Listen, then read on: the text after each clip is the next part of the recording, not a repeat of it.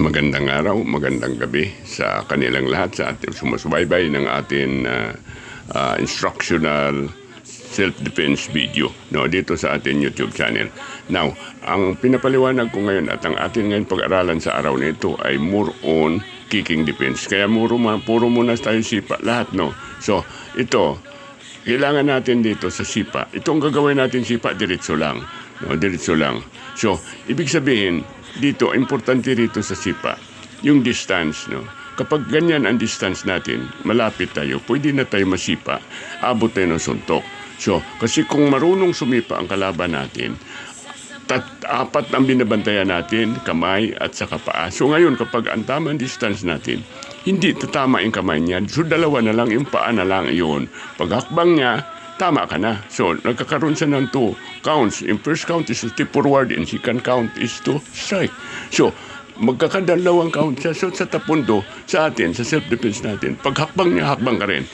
Kung hindi mo kabisado sipa niya, makbang ka, atras hindi naabot yun. So, ganun ang distance natin. Importante sa lahat ang distance. No, kahit na nung martial art, importante yung distance. So, itong pinapaliwanag natin. Ngayon, yan, pag sipa niya, kailangan, pag hakbang niya, hakbang ka rin. Pag galaw niya, gumalaw ka rin. Hindi pwedeng hindi tayo gumalaw. Kailangan mabilis tayo gumalaw. Yan ang pinaka-importante. Palagi ko sinasabi yan. Yan. Itong atin ngayon, kuha, ay simpleng-simple lang to. Basic lang ito. Tandaan nyo, this is basic. No? Napakaraming techniques natin dito. Yan. Kunin natin ang mabilis. Yan. Kailangan, in split second, babagsak na yung kalaban natin. Dahil, importante yun. Mabilis tayo. No? Yan. Ang puwersa niya, pag sumipa siya kasi, no, tandaan nyo, itong sipa nito na frontal kick, no, manggagaling doon sa baba yung kanyang paa at saka yung sa likod ang yan na sisipa. Ngayon, pataas yan, yun, ang puwersa niya is going upward kasi nasa baba, yun. So, pag sipa niya na ganon, yan, kailangan sabayan natin pataas kasi yung momentum ng kanyang sipa is going upward. So, pag sinabay natin yan, putulak pataas, simple lang. At saka isang paa lang ang nakatayo sa kanya, sigurado bagsak yan. No? Pero, may pero, no? Ito, ulitin ko pag mga advance yan, may mga striking na tayo. No? Ito, kailangan kasi ang timing natin dito, hindi yung pababa na, pabalik na. So, ibig sabihin, huli ang timing mo, pabalik na. Mas sadakas yun. Medyo huli na ang timing mo. No, kailangan, tama-tama ang timing. Ayan, no? Slow motion natin pataas yan. Yun, sabayan mo lang pataas. Bagsak yan. Ganun kasimple lang ang ating techniques. So, pag ginawa natin ang advance yan, may mga striking tayo ginagamit dyan. Yun.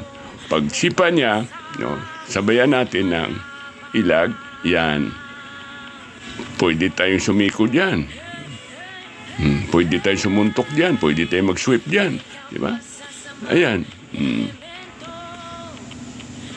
Pwede natin yan i-sweep. No? Lahat yan magagawa natin. No?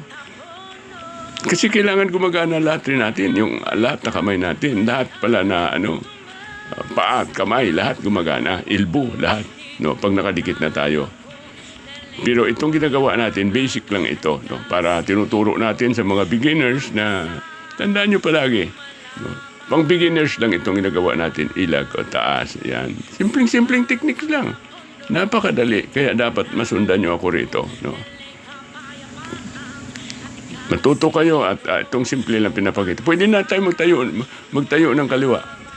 Paa o kanan paa. Yan. Yun. Pwede siya mag-sweep. No? Kaya, importante sa lahat yan.